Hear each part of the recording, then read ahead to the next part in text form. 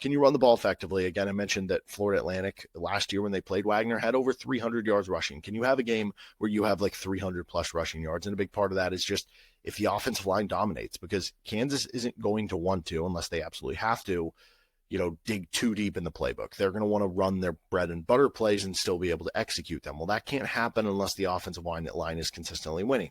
And it's not the KU had a bad offensive line game in the first week or the first game of the season, but it wasn't like a great one either. I think they had more issues in pass protection than they did in run blocking, but it was just kind of a fine week. It wasn't anything exemplary. Well, if you want to just run over them and run basic plays and be able to dominate and have success that way, you are going to have to road grade them, with your offensive line.